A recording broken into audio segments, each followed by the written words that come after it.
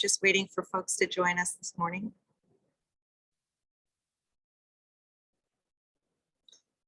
Greetings, everyone.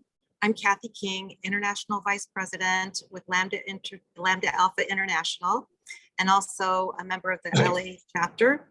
Thank you so much for engaging with us this morning and this afternoon, wherever you're watching from, to hear from 3 industry leaders on the topic of water allocation in California. This is the first webinar in what will become a series, an exploration of the relationship between water and land economics. As so many of us know, the topic of water, too much, not enough, declining quality, has rapidly become a very serious issue for so many of our LAI chapter communities and jurisdictions around the world, affecting the stability of urban areas and agricultural resources alike. We're going to be focusing on specific issues that cross chapters and bring professionals together, identifying problems, policies, governance, best practices, and alike. The New Water Group is a diverse group of leading experts in numerous aspects of water. And as you hear today's program, please consider participating on the Water Group and let us know in the chat box that you're interested. So the water series is going to be woven into our regular global programming, and the next global program will be held next month on January 13th at 9 a.m. Pacific time on the role of automated social media accounts, otherwise known as bots, in land development consultation processes. And a team led by Professor Hollander from Tufts University will be presenting. I want to say a big thank you to the LAI International leadership, and particularly Rick Cook, who's been chairing our ad hoc global programs committee, for carrying our organization through the pandemic and keeping the momentum alive for us to share knowledge, and even though it's been virtual. And I have a couple administrative things to say quickly. So Sheila, if you could advance the slides. Just want to make sure that everyone knows that you can download member V cards through our Lambda Alpha website. And we're happy to, help you do that, but please explore our membership. You can search members by chapter, profession, and their name. So we invite you to do that and download their member V cards for your use in networking. And also we're super excited about the Land Economics Weekend that's being planned for 2023. Our organization has shifted from hosting 2 Land Economic Weekends a year to 1. And so we're really focused on Barcelona. So please mark your calendars. Let us know if you have any questions, but October 4th through the 8th, we're really excited about that. All right, and so with that, I'd like to introduce Jim Musbach, who's going to be moderating today's program. Jim is the co-chair of the New Water Group with me, and he hails from the Golden Gate chapter in San Francisco area, and he's a principal of EPS. So Jim, please introduce our panelists today and let us know how we can ask questions. Thank you, Kathy. We have 3 very distinguished speakers today to talk about the very fraught issues of water in California, north and south. And this is a very hot political issue and a resource issue, and all the more so now as water becomes increasingly scarce. First of all, we have Michael George, who is the Delta Water Master, which is part of the State Water Resources Control Board. And he is responsible for administering water rights in the San Joaquin, Sacramento River Delta and the Suisun Marsh. And we'll speak to the watershed and the issues associated with exporting water and maintaining the health of the Delta as well. We have Dante Nomolini, who is an attorney who has been involved in water rights issues since 1968 and has been involved in water litigation at both the state and federal level, and has been an advocate for preserving the health and well-being of the Delta water supply and agriculture as well. And then we have also Madeline Blickfeld, who's the director of UCLA Water Resources Group at UCLA, which is part of the Institute of Environment and Sustainability. And Madeline is involved in lots of research related to water topics. She works with over 36 faculty members at UCLA, helping them identify research topics, and also mentors graduate students on these issues, and coordinates with other members of the UCLA on issues that cross over with water. And with that, I think I'll turn it over to Michael to lead us off, and then Dante will follow up, and Marilyn will bring up the concluding section of the presentations. And we encourage people to submit questions in the chat tab, and we'll leave some time for Q&A at the end. So if you have questions, please submit them, and we will try to cover as many of them as we can. Okay, Michael, you're on. Thank you, Jim. First of all, I just want to make sure everybody can hear me. Again, my name is Michael George, and I'm the Delta Water Master. As Jim says, we're talking about a subject that is inherently fraught with controversy and politics, because we're talking about allocating the scarce development resource in the state of California. And my role here is to provide an introduction to the Delta, which has become the crossroads of the water supply for California, where in large part the issue has been how to take water from where it is surplus and make it available to areas where it's in deficit. I'm going to start by saying that the opinions that I'll express today, or in the discussion after the presentations, are my own, and they should not be attributed to either of the decision-making boards to which I report, namely the State Water Resources Control Board and the Delta Stewardship Council. So again, these opinions are my own. I want to start by providing some a view of where the Delta is and how it came to be the crossroads for water supply from north to south. So the map here obviously shows the state of California and the major river from the north, the Sacramento River, and then the river from the San Joaquin River from the south. Both meet in and form the tidal estuary of the Delta, just inland of San Francisco Bay, and therefore inland of the Pacific Ocean, kind of location there. But it's important to know that today's Delta has been shaped by a series of decisions made essentially by private enterprise to carry out public policies. And when we think about what the problems we have in the Delta or how we should approach them, I think a good deal of humility is in order, particularly for people in a role like mine, which is to administer the water rights system in the Delta, because a lot of the problems we have are collateral to decisions that we have made as public agencies over the years. The most important decision physically for the Delta was to decide to transition it from an estuary and a marsh and to reclaim the land so that it could be used for agriculture. As I say, that was a political, economic decision made by the state and federal government to reclaim the land because agricultural land seemed at the time to have higher value than the natural function of the marsh. And then after that transition, we also started to develop water use throughout the state, and we began to divert water from the watershed in a number of ways. San Francisco, for instance, has the Hetch Hetchy Reservoir on the Tuolumne River, which, but for that system, that water would flow naturally through the Delta. We've also got the Central Valley Project and the State Water Project, which essentially capture water in the northern part of this watershed, transfer it through the delta, and deliver it to the southern part of the state. And so that's how the delta became the crossroads of the state's plumbing system.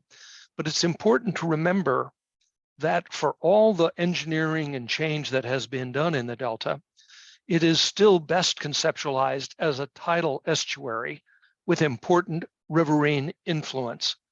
So it's easy sometimes to think of all the rivers coming together in the delta and flowing out to the sea, and thinking of the delta as a continuation of those tributary rivers. It's really more important to think about it as a tidal estuary because there's a huge tidal influence on the delta. In fact, the delta is described in California law as the area of the watershed that is subject to tidal influence. Now, again, to give you some sense of place and scale, I'm showing this map of the United States highlighting three specific states. All the way in the east, Rhode Island, center of the country, Wisconsin, and then on the west coast, California.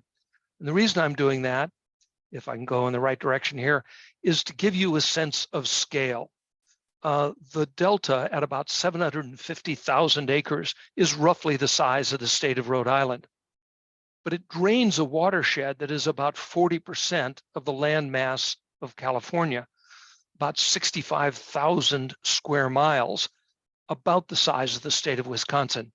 So as we talk about the delta as a crossroads, I think it's useful to keep in mind the scale that we're talking about: Rhode Island, Wisconsin, California. This is another map of the delta which shows important aspects of land use in the delta. Again, because the delta is so critical to the state for ecological, water supply, and other reasons, it's been the subject of a lot of state management and control throughout state history. This map shows the primary zone and the secondary zone, and you can think of the primary zone as essentially devoted to agriculture, or putting it the other way, prevented from having any other kind of development. In the primary zone, in the heart of the delta, you can't build subdivisions, you can't build warehouses, etc. There is infrastructure that goes through the delta, a couple of major highways, etc. But it's essentially an agricultural preserve.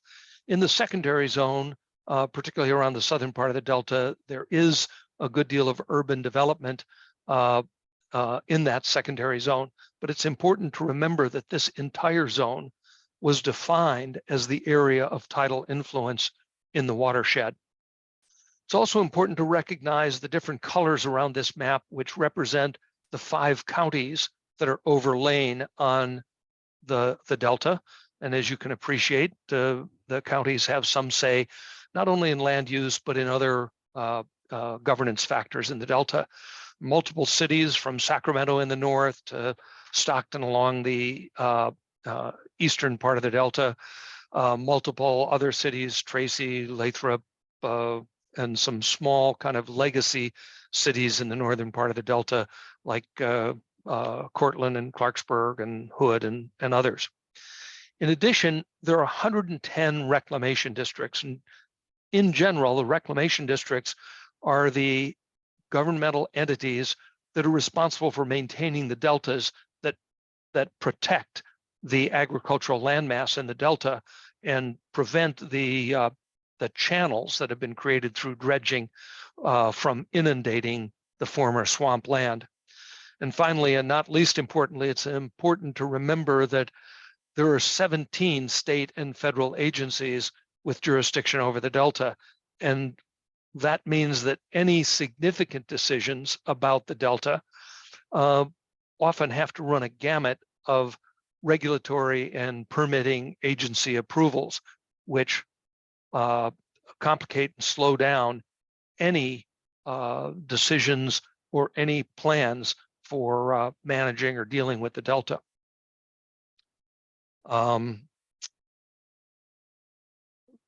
Next, I want to focus on a different kind of map to show the different areas within the delta, because the delta is not a monolith. Even though it was defined as the area of tidal influence, it's different in different sections of the delta. In addition, because the watershed is so highly variable, really whiplash between flood and drought, we have to prepare in the delta for both eventualities. Right now, we are coming out of the 3 driest years in California history, and we are entering the current water year, which starts in October. We talk about the water year from October 1st to September 30th of the following year. So we're coming into the end of the first quarter of the new water year, and even though we've had some rain the last few days, we are in continuing drought. Yet we have to be prepared for floods, and so we often talk about planning for the average year. We talk about whether we're getting more than average snowfall or less than average precipitation, and yet we can calculate average years. We just never have one. We're either in surplus or deficit, and so how we plan requires a good deal of politics about whether we should plan for a wet year or for a dry year or for an average year. In addition, because the delta has become the crossroads of California water supply, we're dealing also with aging infrastructure. And the infrastructure was built at a time when we expected snow to fall in the mountains and to melt gradually in the spring, fill the reservoirs along the rim of the mountains, and then feed that water on a managed basis through the rest of the watershed for human use. It's important to know not only that infrastructure is aging with all of the concerns that implies, but also that the entities that contract for water, including state water project contractors, the largest of which is the Metropolitan Water District of Southern California, which is the largest urban water wholesaler in the country. It is the contractors, the people who get the water from those major projects, the Central Valley Project run by the federal government and the State Water Project run by the State Department of Water Resources. It is those contractors that foot the bill for that infrastructure generally. It's also important to remember that excess water, when it is available, comes in a gush. It comes in certain periods that are not predictable, but have to be prepared for. And so inherently, supply management in the Delta is an expensive and complicated proposition. And then because we have essentially misused the Delta from its original purpose, which was a tidal marsh estuary, it was to drain the land mass to the ocean. And instead, we've started to use it since the 1940s and 50s as a conduit, a way to take water from surplus in the north to deficit in the south, instead of allowing the water naturally to flow from the east to the west. Because of that, there are some significant environmental reparations that need to be made up. We've misused the natural function, and in order to preserve as much of that natural function as possible, we've got to figure out ways to manage for what we call the co-equal goals of water supply and ecosystem. And complicating all of that is the risk of climate change, particularly as we see more of our precipitation falling as rain rather than accumulating as snow. It adds to the challenges that we face in the Delta. Now back to the map, I'm showing different jurisdictions within the Delta. The North Delta Water Agency at the north, about 300,000 acres. Then the Central Delta Water Agency, you'll hear in a few moments from Dante Namalini, who is the council and general manager for the Central Delta Water Agency. And then finally, toward the South Delta Water Agency. These are 3 agencies created by state law to protect the water rights of those areas within the Delta. So moving to my next map, and this is just a Google Earth shot with the Delta outlined in red, but demonstrating here the outlet to Carquinez Strait, San Pablo Bay, San Francisco Bay, and ultimately the Pacific Ocean. And the fact is that the Delta today is not sustainable in its current configuration. It is a highly engineered system. It needs to be maintained, and particularly the levees need to be maintained to continue the opportunity to have the ecosystem function and the water supply function, let alone the other values that the Delta represents. It is highly engineered. We've got to pay attention to our engineering. We've got to pay attention to our infrastructure. It is also a fragile area under extreme stress.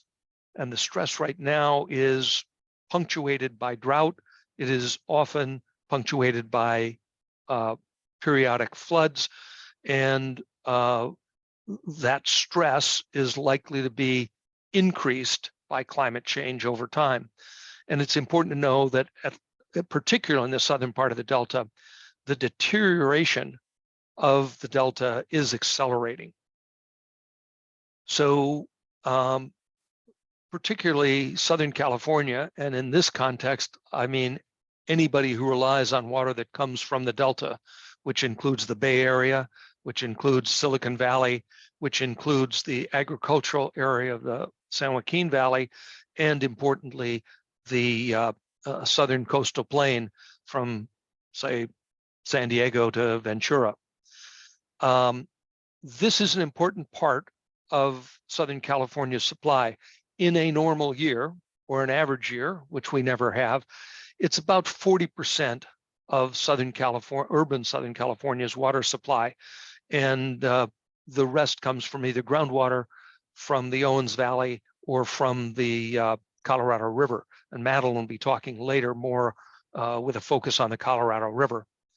But this Delta is an important part of the Southern California water supply, an important part of the economics of land use and development in Southern California, and at the same time, a unique place and a critical ecosystem. So where do we go from here?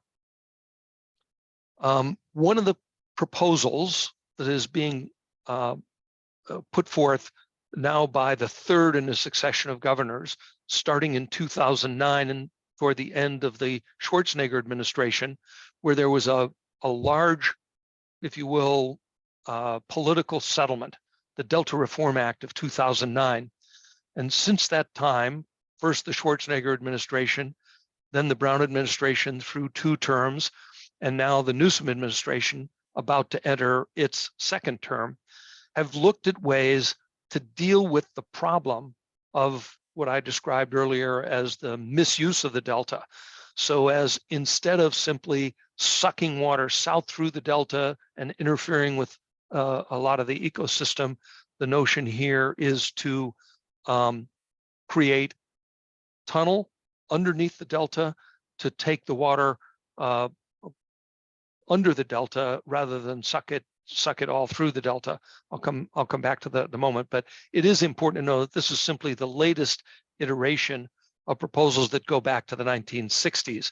At one point called the Peripheral Canal, another time Duke's Ditch, when Governor Duke Majan proposed a skinny down version of the Peripheral Canal. And as I say, since 2009, we've focused on tunnels.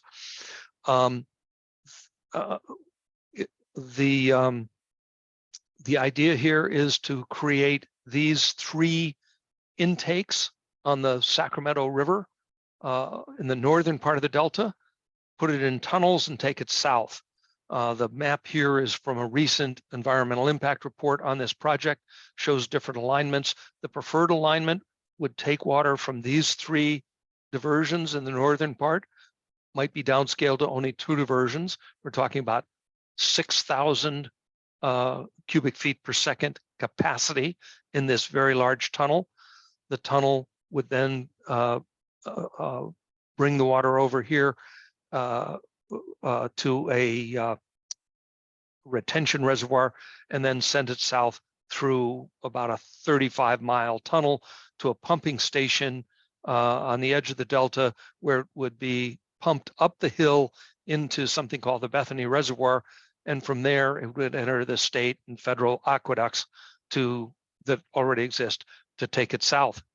As the former chair of the Delta Stewardship Council, Phil Eisenberg, once says, well, everybody's involved in this project, but no one's in charge.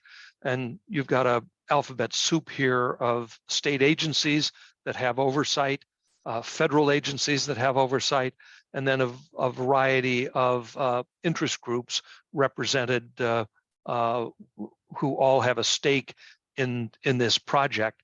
I must note that the principal state agencies include the two that I report to, the Delta Stewardship Council, that's DSC here, and the State Water Resource Control Board, SWRCB.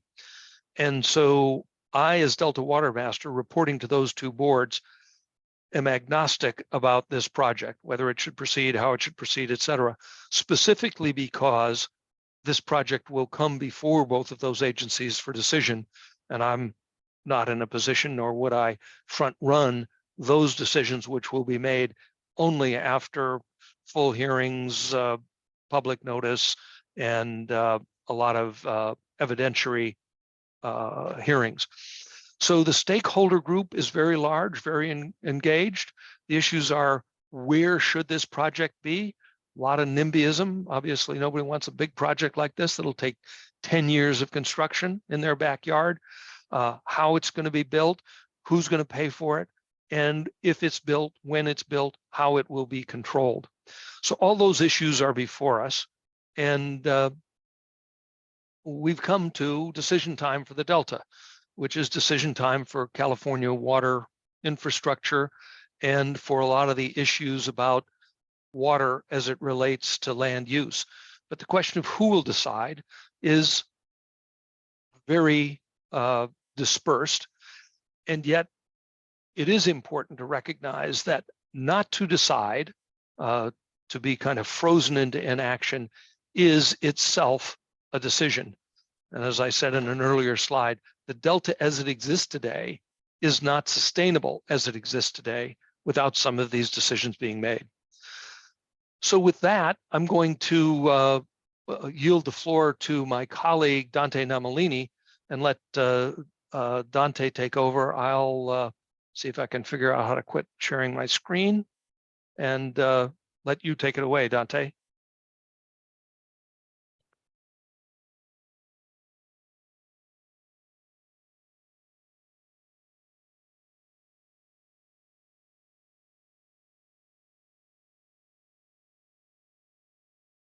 So I think I've stopped sharing my screen, and I think, Dante, you should unmute yourself and show us your pretty face.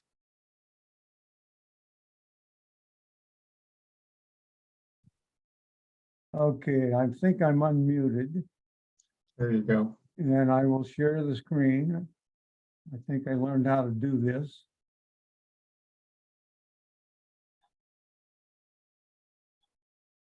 Okay, I think I'm on my screen. Can you hear me? We can hear you. All right. Well, you've got a good background from Michael George on the issues of where water is in California. And of course, we all know that we have a great amount of desert area in California and adjoining states. And we have watersheds in the north.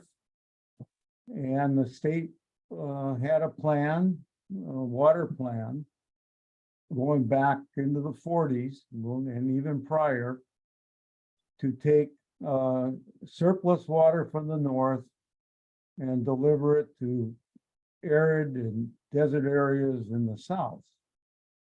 And there were two projects that Michael mentioned, the federal Central Valley project and the state water project, that involved our major governmental institutions going into the water business. The key issue for Northern California, and a key issue in terms of statutory protection and honoring water rights, was that only surplus water would be taken from the north and delivered to the south. The experience with Los Angeles and the Owens Valley loomed heavily in the minds of Northern Californians, and therefore a great effort was made to make sure that only surplus water would be exported. In 1943, the statutes of California, this is still the law, although it's being pushed around quite a bit in the political arena.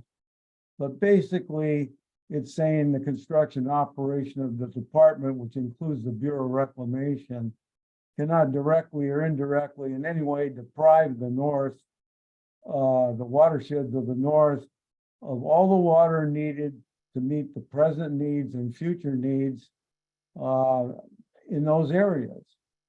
And that meant that even though water could be taken to the south in an interim period, that when it was needed in the north, it would be recaptured back. And therefore, the projects would have to develop additional water to meet whatever they wanted to meet in terms of contract rights to the south. Now, this is disputed. We litigate this. There's a great effort in both the federal agencies and the state agencies, together with the contractors to the south, to avoid the priority established not only by promises, but also by law to protect the North. Now, let me just show you, this is kind of the best summary of what the promise was. This is a statement by the representatives of the Bureau of Reclamation as to what that section I just showed you meant. And I think they say, for example, no water will be diverted, which will be needed for the full development of all of the irrigable lands within the watershed, nor would there be water needed for municipal and industrial purposes or future maintenance of fish and wildlife resources. That's a pretty good promise. The trick is, of course, to enforce it. All right, the hydrology of the Delta watershed, which is the Sacramento-San Joaquin watershed, which is, as Michael explained, the size of Wisconsin, is reflected in these hydrographs. And what we have here, if you look at the bottom graph, is the hydrograph of the Central Valley, which is the Sacramento-San Joaquin watershed. And it reflects that even without export, there's a shortage of about 8 million acre feet of water, which was assumed to be available primarily from groundwater and then supplemented by the projects that divert water south.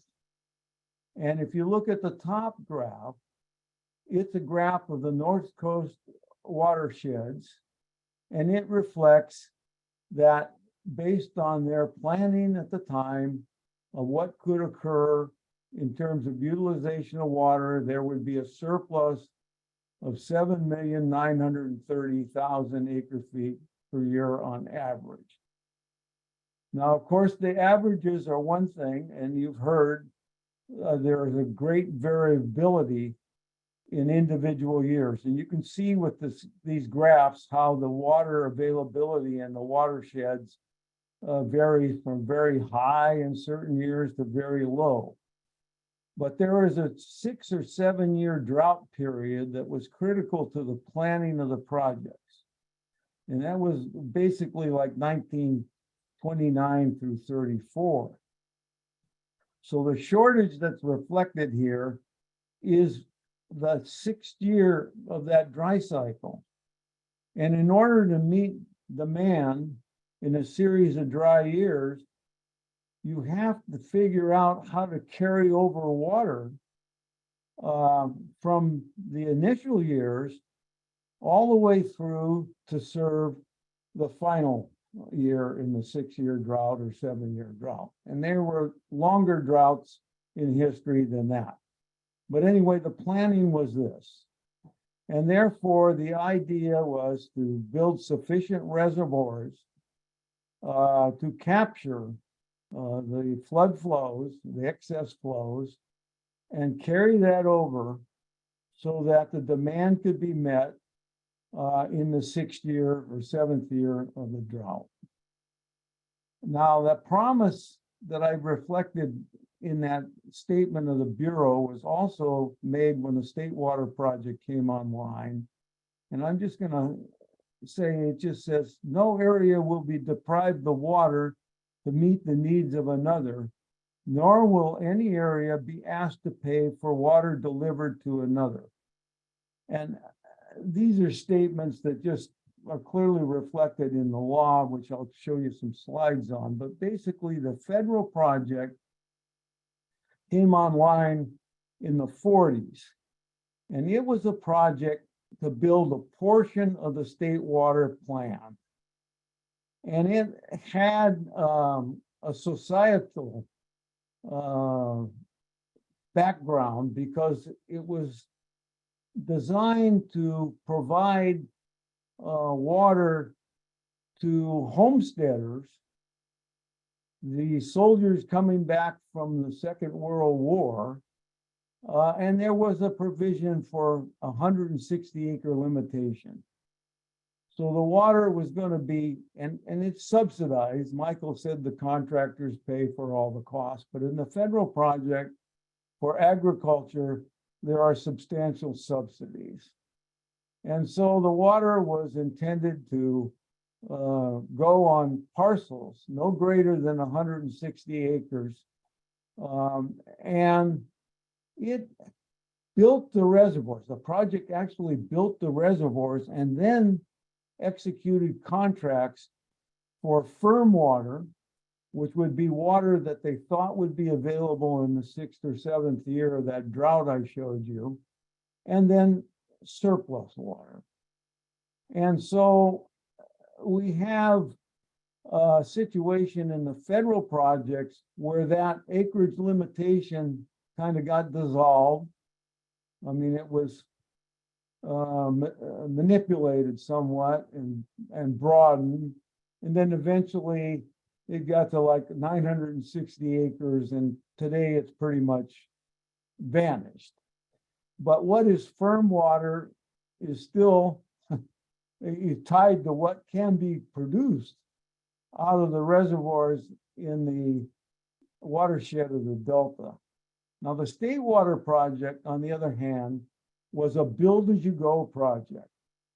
It started as the Feather River Project, which is Oroville Dam. And it has an entitlement of 4.25 million acre feet.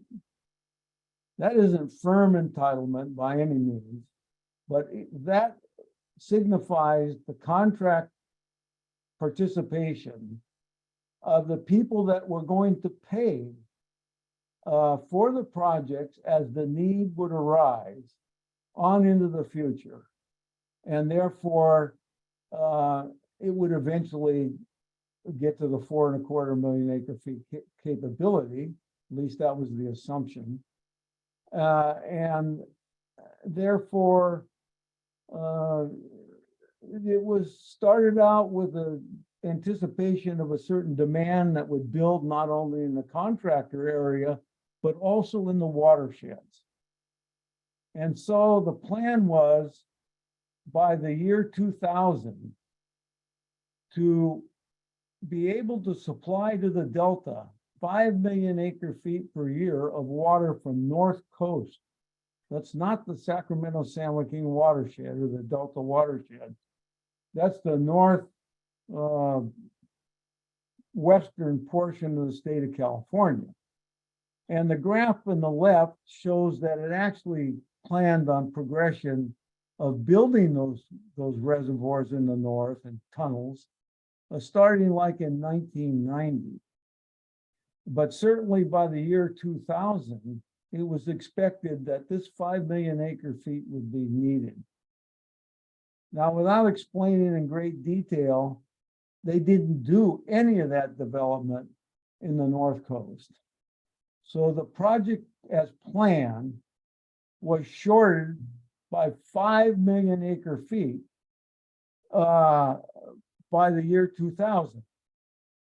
And even in the North Coast, the plan was that eventually desalination of water would compete with the sequential development of North Coast reservoirs economically, such that some of that additional supply that was anticipated and being paid for by the contractors of the State Water Project would end up being used, instead of for dams, be used for desalting.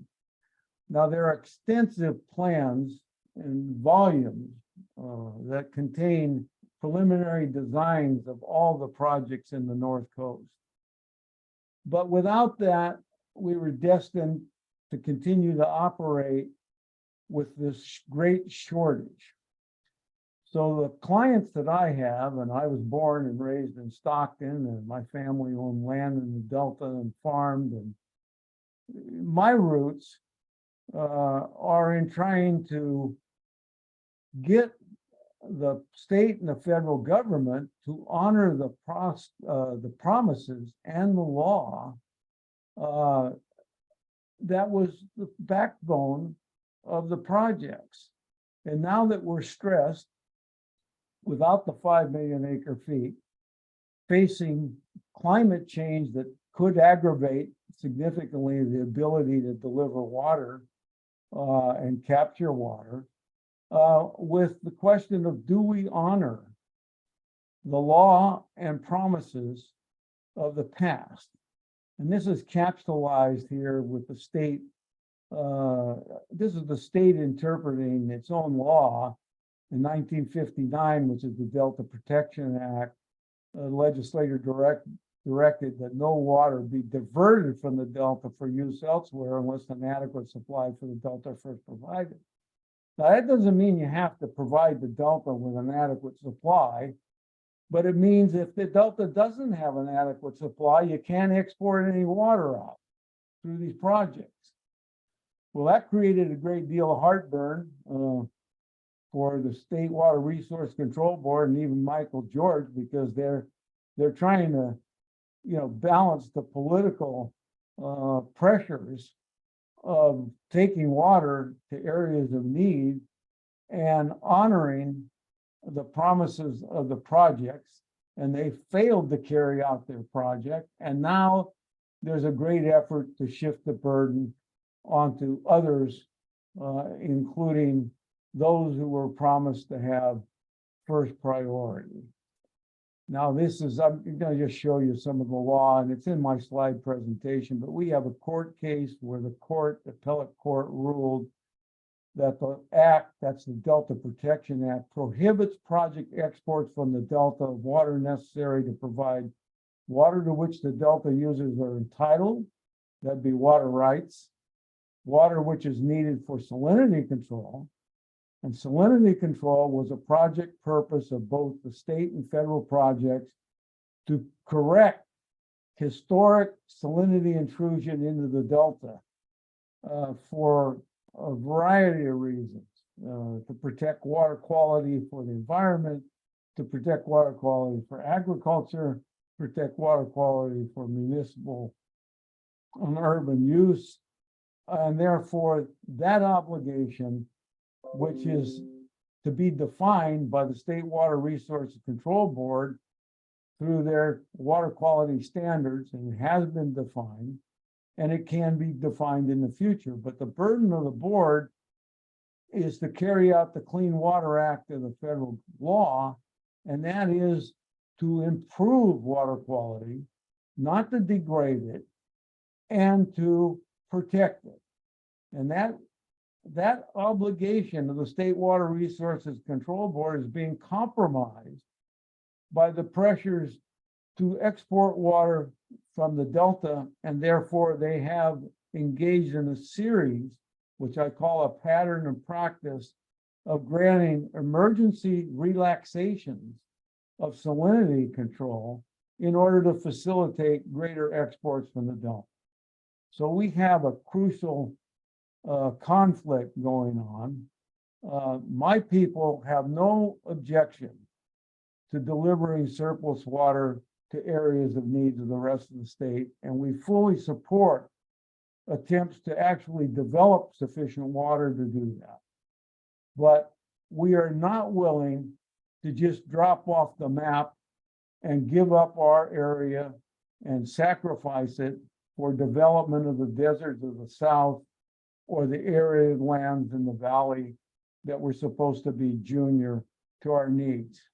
Now, the tension in the water allocation today is this action by the state board, and I was asked to express a little bit about water rights, but riparian rights, people that bought land near the rivers were able to establish a right to reasonable use of the water next to their property, basically.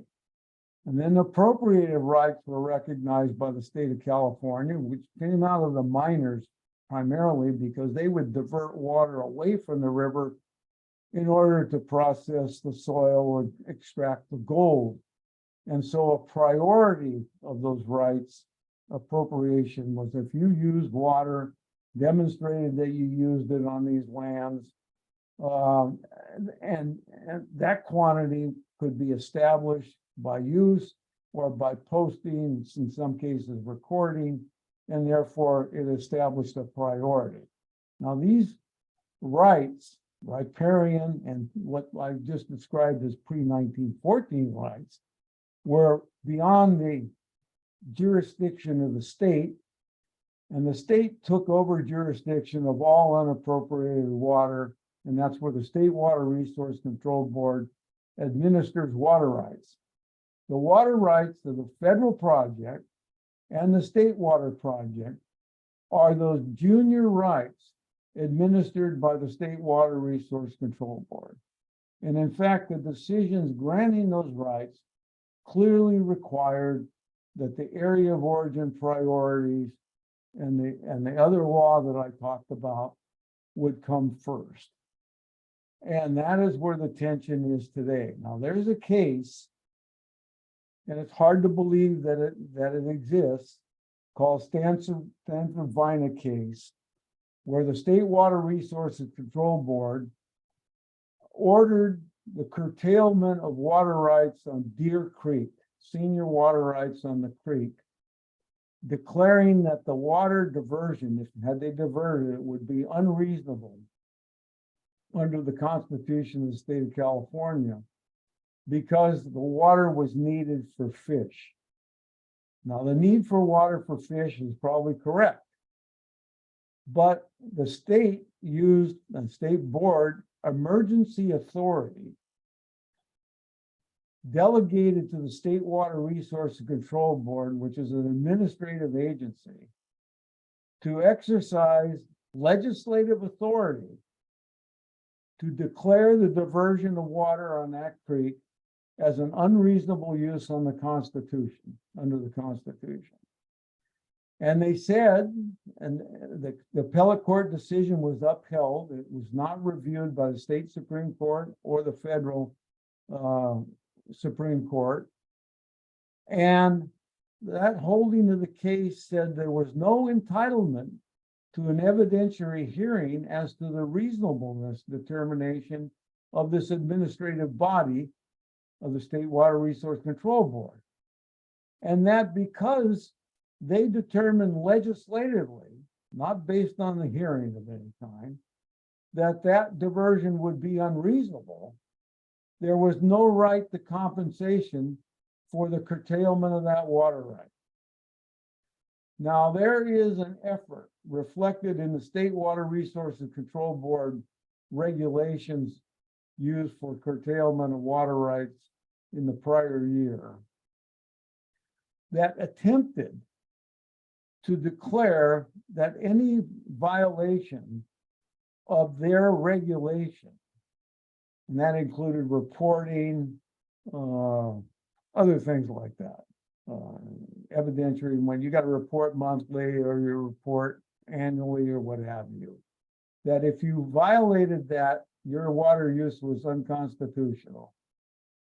So we have this real threat that the vested water rights, which are property rights, can be taken away without even a hearing.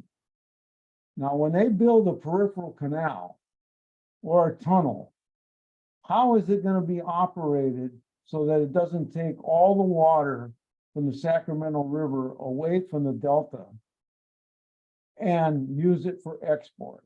Now, Michael had said the Delta cannot be maintained in its physical configuration. Well, there are a number of us, including a whole team from the Metropolitan Water District, are working on preservation of the Delta, utilizing the existing levee system, which has served as the conduit for water since the 1940s, and then with the State Water Project since the 60s. And therefore, it's important to note that a tunnel is an isolated bypass of the water from the Delta pool is not a necessary way to improve delivery of water across the Delta and still be able to maintain the environment and the protection of the water quality. Now, I put a summary here of where I think we are. First of all, the hydrology of the Sacramento-San Joaquin Delta watershed is limited and never was planned to meet the current or future supplies that we need. 5 million acre feet wasn't developed by the year 2000. There is no capability right now to meet current demand or even minimum water quality standards in a series of dry years. And there's no plan to try and meet the water quality standards in a series of dry years. Current demand cannot be supplied, yet permanent demand for urban and agricultural use in the desert and arid lands continues. There's a lot of desert and a lot of arid lands. They're still planting permanent crops on arid lands in the valley. They're putting crops in the desert, and there's a great deal of development going on into the desert areas of California. Somebody has to go ahead and come up with a plan. I mean, there's no way we're going to be able to develop all the desert areas in California, Arizona, and what have you. You'd have to take all the water up to Canada in order to do it. So anyway, we are very unhappy with the threat. Of course, we're a small player in the whole fight, but we're going to do our very best to not only protect our area, but to help resolve the problem. And we will work. Sometimes we fight with people like Metropolitan, and we work with them on other areas, and we will continue to work where we can. So that's kind of a summary of where I am on the subject, and I'll turn it back to Jim. And I know both Michael and I took more of our time, and I guess you could go ahead and unscreen me. I don't know whether I can or not, but oh, stop share. I'm going to stop share. There we go. Okay. Yeah, it's a very short amount of time allotted to these to each of you, because these are such complicated and super interesting issues. So really appreciate that commentary and summary, Dante. And I'll turn it over to Madeline.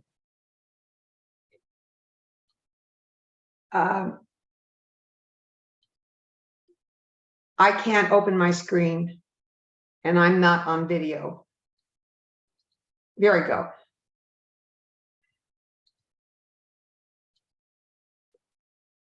Hello, everyone. Can you see me now? I'm going to do the best I can to do a We quick. can see your slide, but we can't see you. Well, I think because somebody turned my video off, turn it back on, that would be great. Oh, Yeah, here it look at is. me. I see right there. I can't, the host has stopped it. I can't start it, so the host will need to start it for me again. Yeah, I will go ahead and start when, all right, I can start my video now. Okay, there I there am. you are. Okay. All right, thank you very much. And I've noted that a member of the board of the Central Arizona Project is here and saying hello.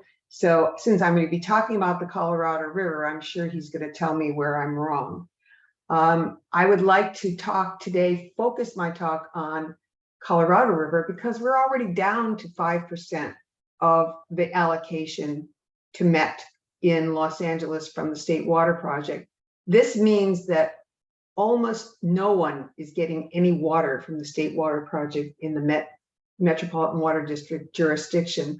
Only those water agencies that are totally dependent on the State Water Project and don't have a connection to the Colorado River, or and then only the city of Los Angeles has the Owens River Valley Aqueduct. So I am not able to forward this. Let's see. Oh, there I go. Okay.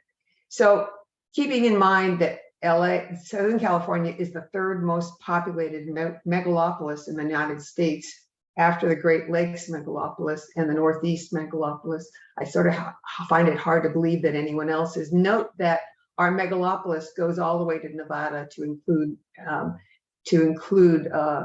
Las Vegas, and then south to Tijuana.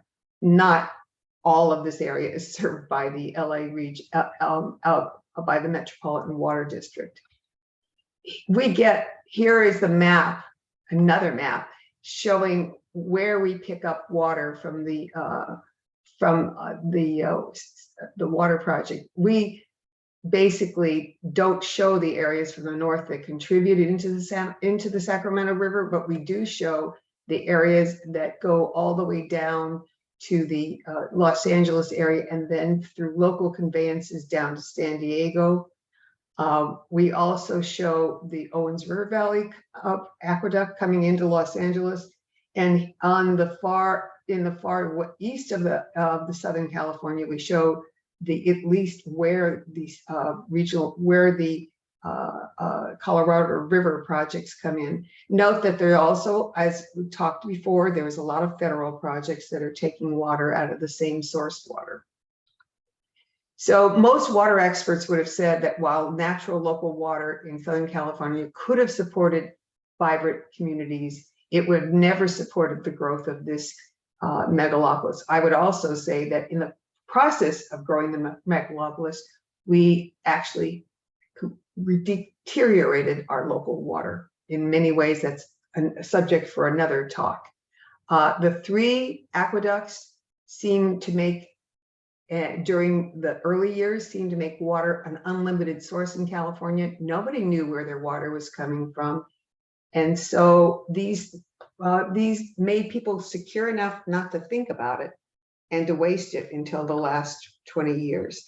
The Metropolitan Water District had a strong ethos, and we call them the water buffaloes ethos, to serve any development that came. It was not their job to comment on whether they could serve the water. They were optimistic that the State Water Project and the Colorado River would provide the water, and they would be able to deliver it. So here we're looking at how what we've had up until the last 2 years is that we didn't have drought occurring in all the watersheds of all three aqueducts at the same time. Now we do. And so before, we were able to shift our reliance from allocations from one source when one was in drought and the other source when back and forth. We're also developed huge amounts of storage capacity and were able to use that as well. Now, that's all changed a lot. And a researcher at UCLA who was covered by nationally wrote an article in the journal Nature Climate Change that the drought in southwestern North America for the past 22 years is the region's driest mega drought since at least the year 800 or 1200 years ago. And the author commented that with the last 2 years of drought in 20 and 21, he wrote this before 22, the lead author, Park Williams, noted that with dry conditions likely to persist, it will take many wet years in a row to remediate their effects. Well, we're likely to get a complete inundation at one time, but we can't rely on multiple wet years either. So I'm planning a very bleak picture. We have 5% of the region's normal water allocation. The LA Aqueduct is supplying less and less water to the city of Los Angeles for a whole host of reasons, including drought. The Colorado River is moving toward what's called dead pool status, where the water level goes below the level of the discharge and you can't get water out of it. The major water suppliers in the 7 states that have rights to the water through the Colorado River Compact cannot agree on how to reduce water use by 2 to 4 million acre feet per year, a decrease of about 15 to 30%. California does have the largest share of the Colorado River water, and the major urban water systems in Southern California have offered to reduce our use by 400,000 acre feet a year. This is really ambitious from the perspective of Southern California, how we're going to do this, because this has all happened a lot faster and a lot more severely than we ever expected, even though we have a huge amount of local water in development. So, but most of this water will depend on expanding recycled water, local stormwater capture, and water conservation. The other states have not agreed to the offered 400,000 acres per feet and want California to do more. Well, if we're all going to decrease from 15 to 30%, I can see their point, but it's coming to a real crisis in Southern California to do that. However, to make it worse, unless the states do come to an agreement on a reduction number, the federal government says they will impose their own limits on discharge from the dams. And they note and they remind us that those dams, the Lake Powell and Boulder Dam, produce an enormous amount of clean energy for the Southwest and other areas and the states, other areas in the states. And we would be losing that clean energy, which would could revert us back to dirty sources of energy that caused the climate change in the first place. So here we have, what are we doing in Southern California? The MWD has ordered their member agencies to reduce their water by their retailers by 30% from 1 year ago. Only 2 days a week of outside irrigation of turf is allowed for 10 minutes each day, but ensuring that hundreds of water agencies, there are 200 alone in Los Angeles County, actually comply with what the member agencies, the contractors from the MWD who serve the retailers, it's hard for them to enforce compliance. Further restrictions for water agencies who have only state water project only require them to conserve by 50% and only 1 day of short watering a year, 1 day of watering a week. Agreements between the Colorado Basin, there's a new agreement that's been signed between the Basin municipal and public providers just a couple weeks ago. It targets an additional 30% of conversion of any non-functional grass. In other words, anything ornamental that's nice to look at, like highway medians, you have the people are they're basically going to ban at some point non-functional grass, but the agencies, the water agencies, are going to seek to provide funding to convert this grass. They also agree to increase water recycling and reuse, which is being done. They also agree to set mandatory water schedules and compliance enforcement. Mandatory watering schedules have been set. Compliance enforcement is another question altogether. Financial incentives for turf removal and limitation on new turf for all customers.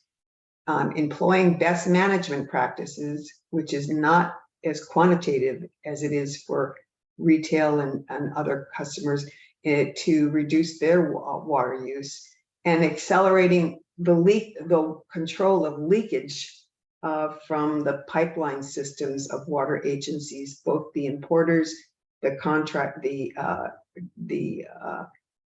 municipal agencies, and the retailers themselves. However, there is still no equivalent agricultural contribution that I have seen from any of the states, including from California. There are some tentative commitments by the Imperial Valley, which is a big, very big, probably the biggest holder of water rates from the river, but there's still no commitments to actual reductions, in specific reductions by the state. So that's where we are. We have already, and I'm going to tell you more about this, we have already led the state in developing local water resources with many recycle projects online, but it'll be more than a decade to replace the, I'm on my conclusions. I must have moved my conclusions up front because I wasn't sure I'd get to show you anything else. So it'll be more than a decade to replace just the 400,000 feet that we already offered. That is not enough for more reductions in the Colorado River or additional reductions in the state water project. So we're going to have to do more. There is a large inventory of to be built larger scale reclamation projects, either to store in groundwater or to deliver directly to customers. But we still don't have, the state water board still hasn't passed what's called direct potable service. They allow storage in groundwater and then pumping it out for use. They don't allow storage in lakes, surface water, and they don't allow direct service. They're on their way to doing it, but they've been on their way for many, many years. All the projects that are in process now have many permitting challenges and they have a high cost. So when, as I said, when and if this dry period subsides, it'll take several wet years in a row to restore our imported water supplies. However, predictions are that we will rotate between extremely dry and wet years. Replacing our imported water supplies with local supplies in the short term must include water conservation as a way of life, fully integrated into our planning decisions about how development is going to occur, and our water use decisions that have to be linked to growth. The agricultural water use reductions must also occur to meet the reductions that we are facing. And for the next 10 years, until some of these projects come online, we will only have conservation as the solution, and that's why we're going to be seeing a lot of short-term reductions. In my opinion, there have to be some quantitative standards set for commercial and industrial too, and that will be a challenge to do without curtailing the production, the useful production of those areas. I mean, how are you going to run a restaurant with total water use gone? How are you going to run a power plant with no water cooling? It's going to be very, very interesting to see what happens.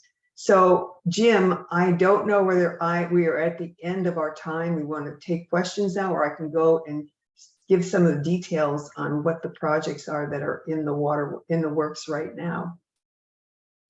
Well, we have some time for questions, but we have about 20 minutes. So if you want to take a few more minutes just to talk about that, maybe another 5 minutes, and then we'll go to questions. We don't Thank have a you. whole lot of questions that have been submitted. but- Just mute me when I'm finished. Okay. Thank you. So what happened here?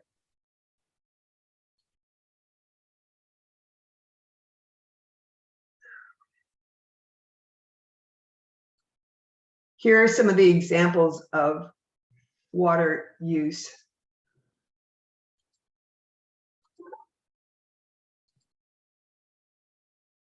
No, I don't want to serve this from the beginning. I'm sorry, I apologize.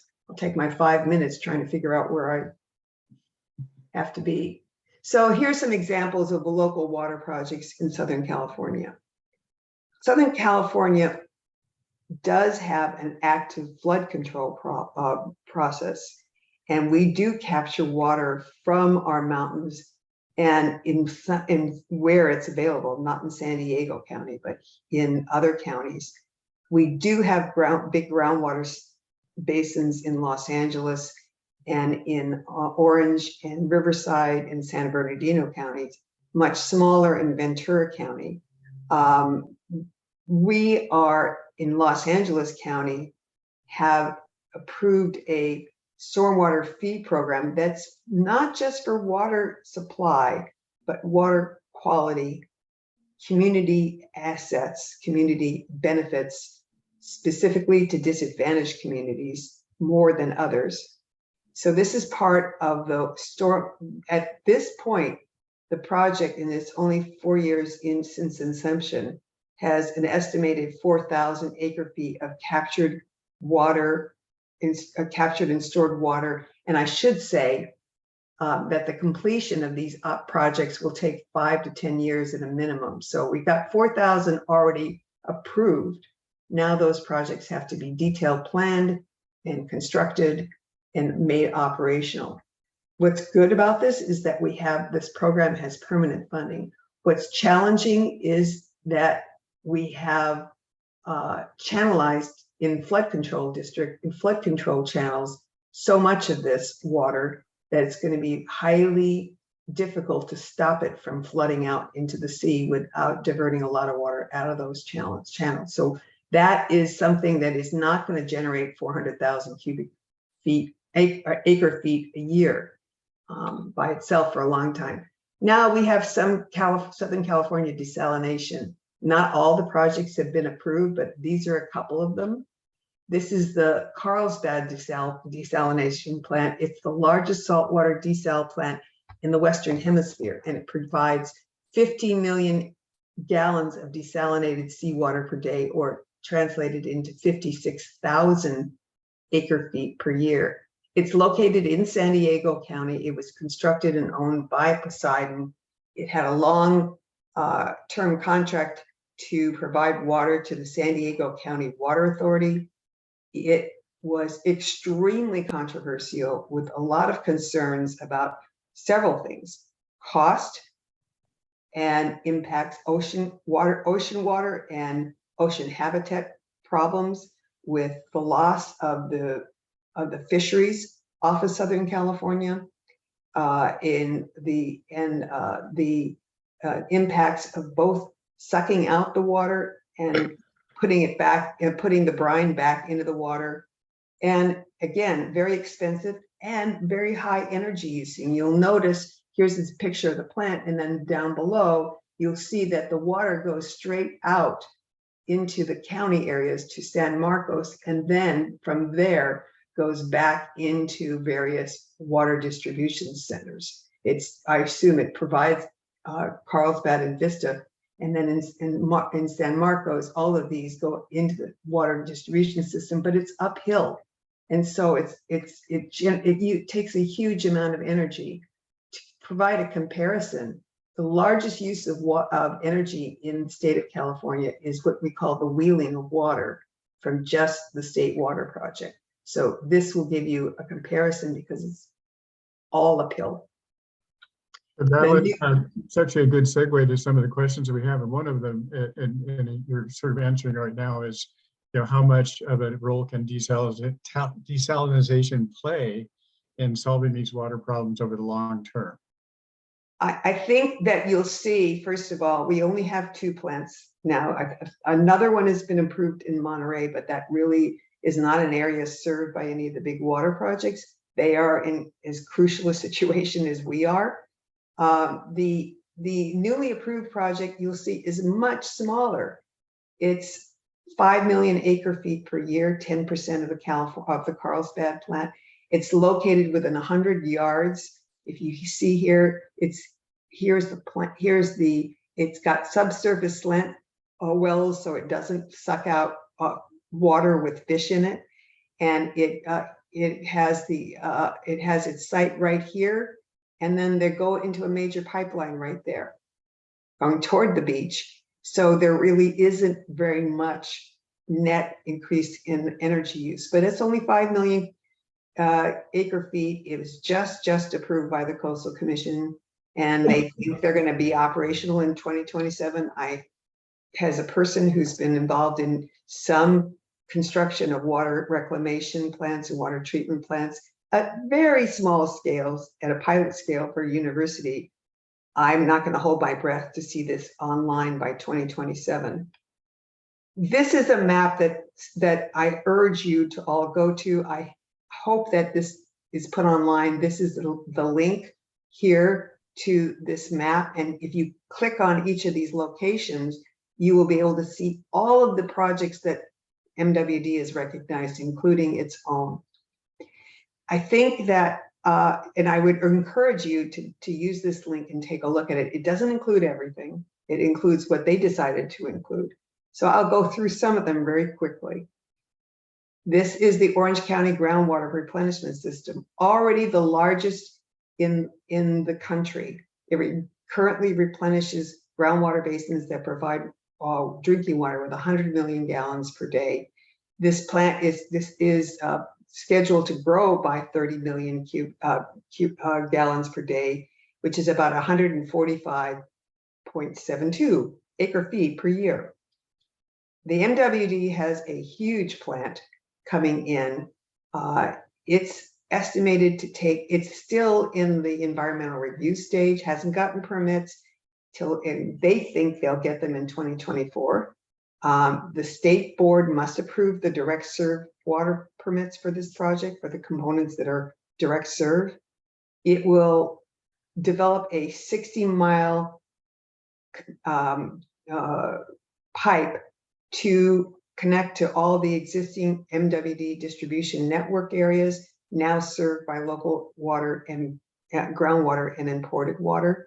This will be 168,000 acre feet per year, and again, it's supposed to be functional by 2032. I will be really happy if that happens. It'll be the single largest recycling project with the other projects, and it can reduce significant demand on the state water project and on the Colorado River project, but not to the extent now needed. Estimated cost of the water to member agencies is over $1,800 per acre foot. That's much higher than current rates, but the current rates are going up greatly, have been going up greatly, and will go up greatly more if we fund the new conveyance in the Delta. That's one of the questions that has been submitted is why haven't water agencies increased water rates fast enough to cover the construction cost of these water augmentation? Oh, they will. They will. I'm sorry, the questioner misunderstood me. The reason these rates are going up is because of all the cost. And so they will get the water, they will get the water paid back to them. They get the money paid back to them for the cost of this. There's no lack of accountability. One of the concerns of people like in the university is this will result in huge increases to water rates for many poor communities in the service area, the Central Basin, the West Basin, part of the regional, part of the main San Gabriel Basin. We'll see big rates that, to the extent that they're getting this water, that big rate increases. but they will have gotten them anyway because the rates are going to go up from imported water too.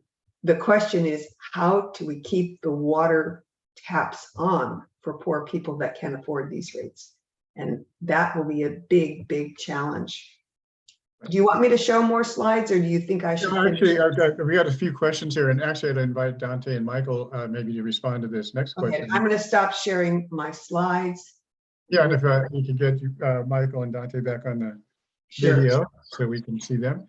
One of the questions that's been asked, and we could probably spend an hour talking about this, is what are the ecological advantages of the proposed Delta tunnel? And So Dante and Michael? I think you can hear me, but I'll start my video here. So can you repeat the question, Jim? Yeah, the question is, what are the ecological advantages of the proposed tunnel?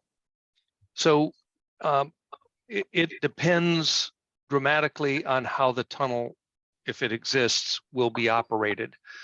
On the one hand, it's only a portion of the water that needs to be withdrawn from the Delta watershed when that water is available, as Dante said. So it's 6,000 cubic feet per second, but that water can only be taken at certain times when there is water available, when it's access to watershed needs. So Dante, I think you probably want to respond to that a bit as well. Yeah, the advantage is to be able to take more water and export. I mean, that's basically the advantage. It has no outlets, so as far as management of water in the Delta, it's either on or off. The biggest problem associated with it is operation, as Michael has said. There's no basis for confidence that it would be operated properly. And even if it is operated properly, when it is operated, it's taking water out of the Delta. The Delta is already suffering in terms of salinity and also toxins from algae, methylization of mercury, and other things that require dilution and flushing. So it would be, if it was only operated in a true flood condition, if we define that up in the hundreds of thousands of cubic feet per second going out of the Delta, it probably would not. But I can't contemplate a $20 or $30 million billion-dollar project being left idle to only be used once every 20 years or something like that. If I could ask a question of both of you, I have heard, and I'm sure every question conceivable has been asked about this project over the, 60 years it's being discussed. Why couldn't the pipe be sized for a maximum amount of water based on the basic needs of the Delta to keep the Delta? If the Delta becomes saline, all of us lose. All of us lose. Everybody does. So why wouldn't there be a sizing consideration as a means that would automatically control how much water could go out? Is probably not working perfectly, but would help a lot. So Dante and I are both focused on the same issue of how the project would be operated. Now, Dante just threw out a number. It should only be operated when there's 100,000 100,000 CFS operating, and therefore it'd only be operated in a few days in critical flood periods. Obviously, if that were the requirement, the project is not financially feasible. It doesn't make sense to spend $20 billion on a project that you can only operate a few days a year. But that is the critical question. At what point is it safe to operate it? And the way I conceive of it and the way it has been thought about is you can operate it on a variable basis up to its maximum of 6,000 CFS when, as you operate it, there's sufficient water supply going beyond it. So for instance, if you're going to take water off the Sacramento River at Hood, what should the required flow be below that point? Maybe let's say measured at Rio Vista. If it's 100,000 CFS, you're never going to be able to operate the intakes. But in the winter, the required outflow is about 4,500 CFS, much less than the 100,000 acre feet or 100,000 CFS that Dante responded to or proposed. So my sense is that there's a huge difference between saying it can never be operated except in extreme flood conditions, 100,000 CFS going past Rio Vista, let's say. But if it could be operated when there's 15,000 CFS at Rio Vista, then it probably makes sense. So Madeline, the size of the tunnel is pretty small, 6,000 CFS, a single tunnel, compared to the project that we had been looking at, let's say at the end of the second Brown administration, which was 2 tunnels of roughly or more than double that capacity. The downsizing of this project means that it will never fully support the needs of diversion, even of surplus water. It'll always be part of a dual conveyance. One, through that freshwater corridor that one of Dante's slides showed. That's the main path right now for water getting to the pumping plants in the southern part of the Delta.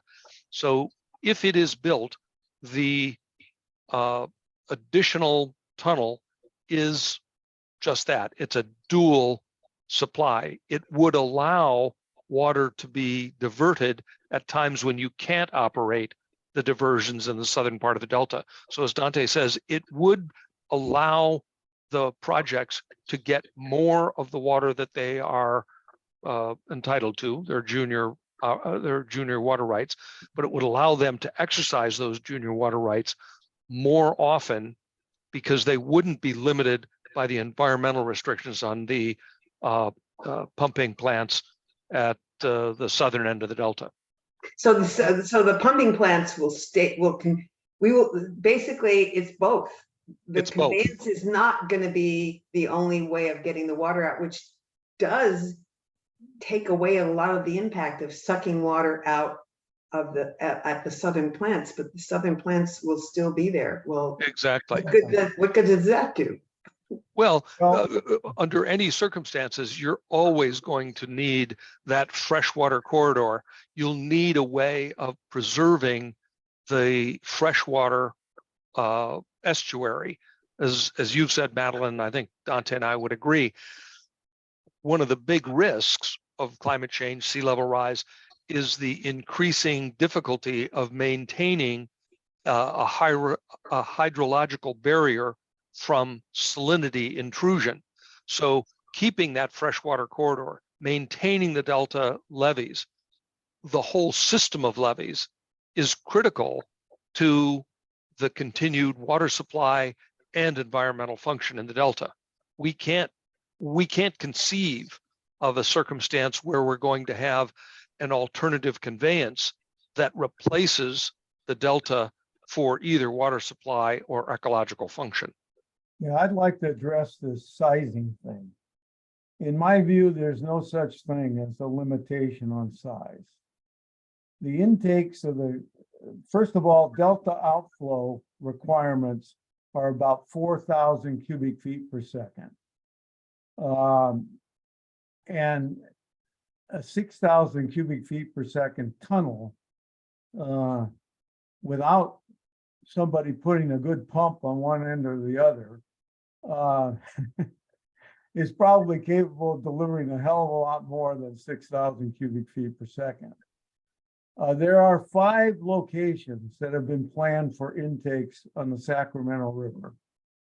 On the drawing board with this project are basically 3, 9,000 cubic feet per second as the intakes. The other 2 are in the drawings, not being proposed at the present time. But as we can see, the deterioration of the ability to honor the promises and protections for the north, even a straw would be opposed by my group, because we don't control the construction, we don't control the building. And of course, we haven't seen anything that could justify a very small tunnel. Well, tunnels are very expensive. If you can't get enough water through it, why would you do it? And therefore, sizing is critical to the cost effectiveness of the project, which Michael mentioned. And the people that would build this and pay for it, I'm sure the contractors, the state water project wouldn't do it. Somebody might say, okay, we're going to just raid the general fund to do it. That is possible, because politics and pressure associated with the political races and contributions and all that could make anything happen. But it's unlikely, and I think it's an impractical suggestion. It's one that we would not embrace, because we would not control the discussion. We wouldn't even be allowed at the table in any meaningful way. So let me solve just any problem for me. And let me just say that Dante's comments there reflect the fact that we do have a shortage of water, but we have a more critical shortage of trust and confidence and credibility, because whatever agreements are made are subject to political decisions that will be made in the future. And I think what Dante is underscoring is that operating, I think everybody would agree that this tool could be operated responsibly, but nobody could agree precisely on what responsibility means. And nobody would be confident that even if there were agreement on what responsible operation means, that would be sustained over an extended period of time. And the Delta has legitimately illustrated the misuse of this tidal estuary for political, economic, land development purposes. And it has been, if you will, a donor to benefits that are statewide or that are focused in other areas of the state. And that's the reason you hear Dante saying, no matter what you build, we don't trust it because we can't operate it. Well, we were offered back when Dave Kennedy was met. We were offered, I say we, Tom Zuckerman and I were the lawyers for the Central Delta Water Agency. We were offered to be allowed to control the operation of the peripheral canal. Now, how that would be done wasn't detailed. My immediate response was, for how long? We're in an area of law. I've showed you what the use of emergency power has resulted in the Stanford Vina case. And there is no question in my mind. And one of my first tasks as a lawyer was to see if I could assure proper operation of the canal. And I could not, because of the emergency authority of government. I didn't know that they would exercise it in a drought, but since I rendered that opinion, they've exercised it in every drought, and even in circumstances where there was no drought. And I think that's going to have to be our last word. This has been a really, really fascinating discussion. And I want to thank each of you for sharing your wisdom and knowledge on this very, very important topic. And we have some questions that we weren't able to get to from our audience. and maybe we can follow up with them later. And the presentations would be available for those who request it. Can you make sure that people Please get them make from you? sure, sorry, just please make sure that at least that one slide I had, which takes you to all these projects and describes them so that people know that there is real progress. It's just that the problem is getting worse faster than we can construct. Yeah. Thank you so much. This program was awesome. I'm so proud. And just want to let everyone know that we recorded this webinar and it will be posted on our LAI YouTube channel. So, so all of the slides that were shown today, you can see them on the recorded presentation. And let us know if there's any other information, and we can reach out to the panelists to, follow up with any of you who are interested. So thank you everyone so much. And it's a great way to kick off our water series. Thanks again. We appreciate it. Thank you.